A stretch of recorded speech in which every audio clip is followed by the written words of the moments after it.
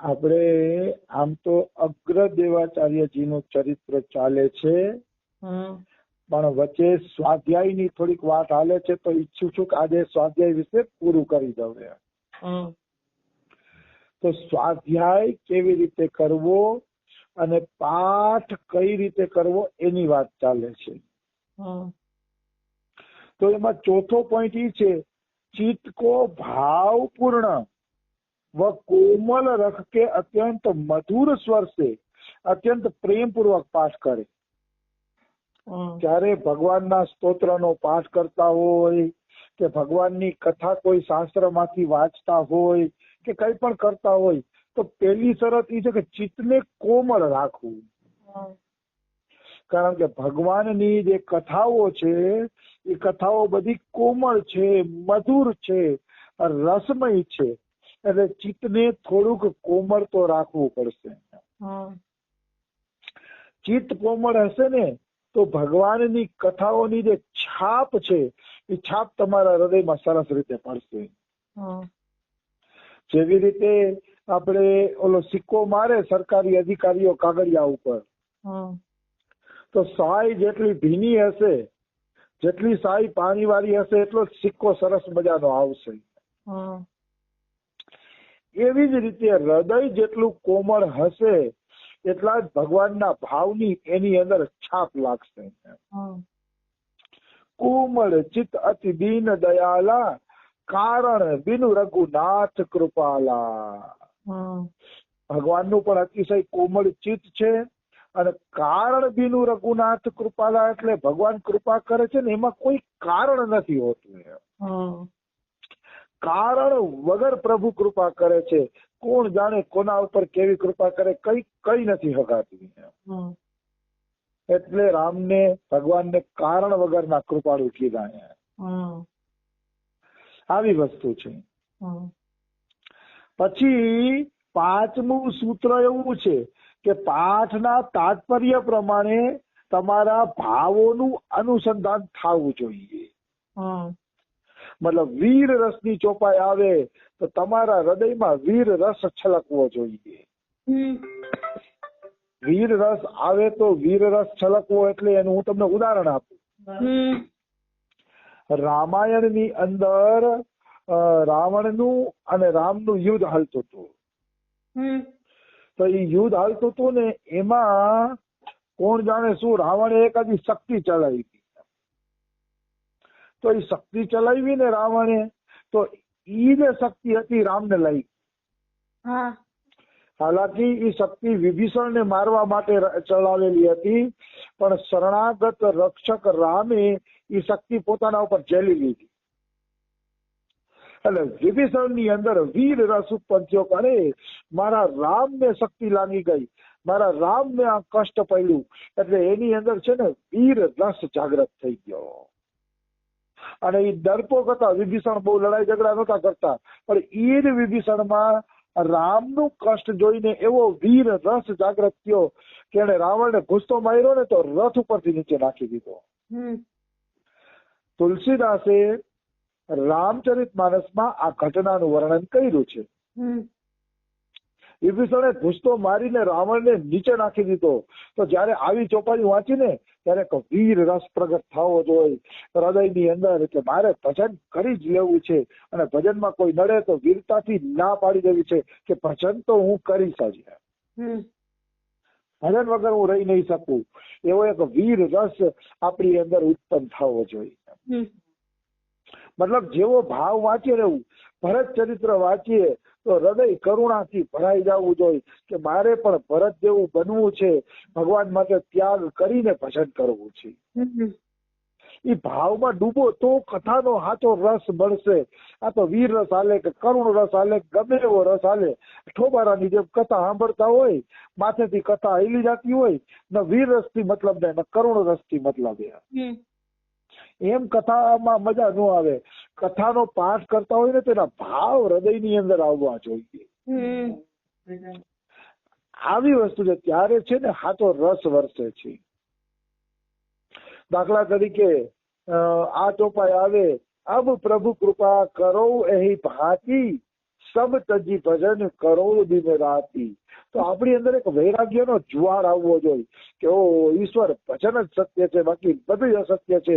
એ ચોપાઈ વાંચીને આપણી અંદર વૈરાગ્યની ભાવના આવવી જોઈએ. જેવો ભાવ આવે એવી વસ્તુ આપણી અંદર આવવી જોઈએ. એને કહેવાય સારો પાઠ કર્યો.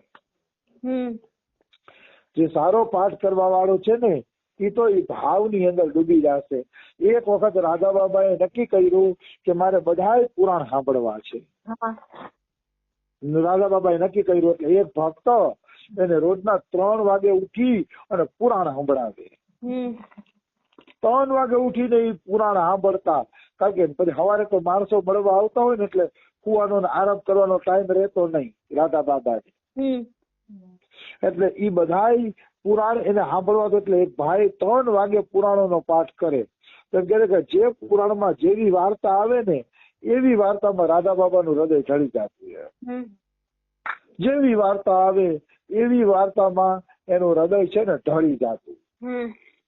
એમાં એમ કહે છે કે જયારે ભરત ચરિત્રની વારી આવી ત્યારે તો રાધા બાબા રડ્યા છે, ખૂબ રડ્યા છે. જાણે એને એમ જ લાગતું કે હું પોતે જ ભરત છું એમ માની અને રાધા બાબા ખૂબ જ રડ્યા છે. એટલે કહેવાનો ભાવ શું છે? ભાવ પ્રમાણે પાઠ કરીએ ને, રામાયણનો પાઠ કરીએ, ગીતાનો, ભાગવતનો, કોઈ પણ સ્તોત્રનો, તો ભાવ પ્રમાણે આપણું હૃદય છે ને એમાં ઢળી જવું જોઈએ. તો પાઠ કરવાની મજા આવે, તો રસ આવે. ઢળવું જોઈએ હૃદય. હૃદય નથી ઢળતું તો જીન હરિ ભક્તિ હૃદય નહીં આની, જીવત સૌ સમાન તઈ પ્રાણી. જેના હૃદયમાં પ્રભુની ભક્તિ નથી એમ કે એ તો પ્રાણી છે ને મરદા બરાબર જીવે છે. એનામાં ને મરદામાં કોઈ ફરક નથી. જીવન રસીલું હોવું જોઈએ. જેનું જીવન રસીલું નથી ને બેકાર છે. જીવન રસમય હોવું જોઈએ. આવી વસ્તુ છે. એટલે આ 5મો પોઈન્ટ હતો. તો 6થો પોઈન્ટ છે કપટ અને વિક્ષેપતાને દૂર કરીને પાઠ કરો. અને જયારે તમને એમ લાગે કે મારા દ્વારા દંભ થાય છે ત્યારે દંભ દૂર કરવા માટે અને બીજાને વિક્ષેપ પડતો હોય તો ઊંચે સ્વરે પાઠ કરવો જોઈએ નહીં. આમાં 3 નિયમ આપ્યા કે દંભ અને કપટને દૂર કરીને પાઠ કરો. જો તમને એમ થાય કે હું પાઠ કરું છું અને એમાં દંભ આવી ગયો છે કે 2 માણસો મને સાંભળે છે, 2 માણસોને મારો પાઠ સાંભળે છે, વાહ વાહ, એ તો સારી વાત છે. દંભ આવે તો એ પાઠ મનોમન કરવો જોઈએ. 2 જણાને પણ સંભળાવવો જોઈએ નહીં. કારણ કે એમાં દંભ આવી ગયો છે. દંભ આવે એવો પાઠ કરવો જોઈએ નહીં. અને આપણે પાઠ કરતા હોય ને બીજાને વિક્ષેપ થતો હોય તો એ પાઠ મનોમન જ કરવો જોઈએ. જોર જોરથી પાઠ ન કરવો જોઈએ. કારણ કે આપણે બીજાને નડીએ છીએ ને બીજાને નડવા ન જોઈએ. આવી વસ્તુ છે. માનો આપણે સવારના પરમાં હનુમાન ચાલીસા ગાતા હોય અને બીજો કોઈ માળા કરતો હોય કે જે કઈ કામ કરતો હોય ને આપણે એને નડતર થતા હોય તો હું તો કહું હનુમાન ચાલીસા મનમાં ગાઈ લેવી સારી. અને કા તમને ઉચ્ચ આજે ગાવાની ઈચ્છા થતી હોય તો બારોબાર ક્યાંય બગીચામાં કે અહીંયા જઈ અને ગલીઓમાં કે અહીંયા જ્યાં ખુલ્લો પટ હોય ત્યાં જઈને પછી પ્રેમપૂર્વક ગાવી જોઈએ. કઈ વાંધો નહીં. પણ કોઈને આપણે નડીએ ને એવું ન કરવું જોઈએ. મંદિરે જઈને ગાવ. મોરારી બાપુ એમ કેતા હું રેલવેના પાટા પાટે આવેલો જતો અને રામાયણની ચોપાઈઓ ગાતો. તો એને એકાંતમાં જઈને પણ જોરથી ગાવું હોય તો ગાવું જોઈએ. ઘરમાં કોઈને નડતર થતું હોય કે પાડોશીને નડતર થતું હોય કે તો એ નડતર વાળું કામ કરવા કરતા મનમાં પાઠ કરવો સારો હોય. કારણ કે મને બીજાને નડવું એ થોડુંક ઓછું ગમે. કોઈને આપણા દ્વારા દુઃખ થવું ન જોઈએ. એવી રીતે આપણું જીવન હોવું જોઈએ. તો દમ થતો હોય કે બીજાને નડતર થતી હોય તો પાઠ મનોમન કરવો જોઈએ. પછી કે કંઠસ્થ હોય તો ચોપડીમાં જોઈને પાઠ કરો. કારણ કે ચોપડીમાં જોવાથી તમારું મન છે ને બહારની તરફ ભાગશે નહીં. આ પણ એક અગત્યની વાત છે.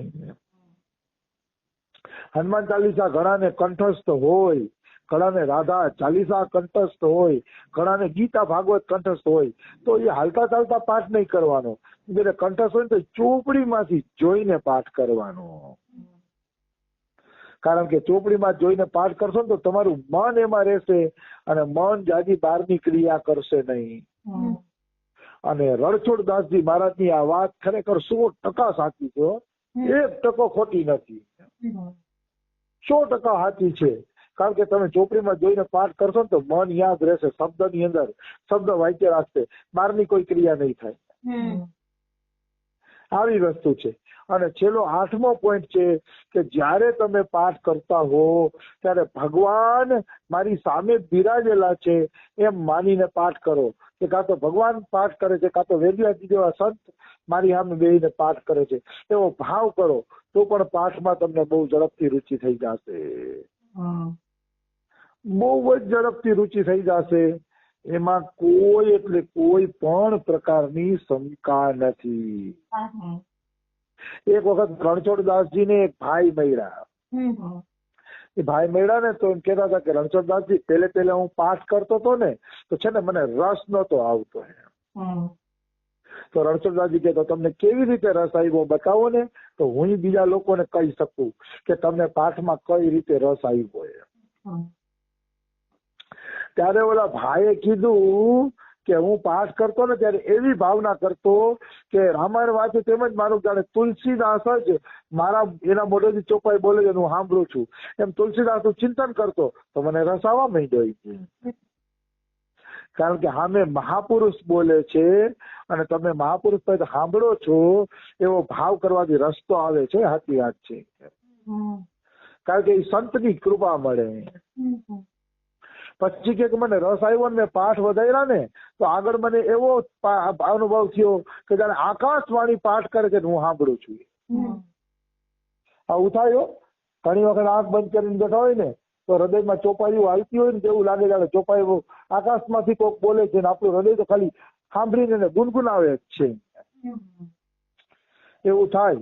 જેને આકાશવાણી કરે છે એવો અનુભવ થતો હશે ને એને આગલા પાછલા ભવિષ્યના ઘણા સંકેત પણ મળી જશે આકાશવાણી દ્વારા.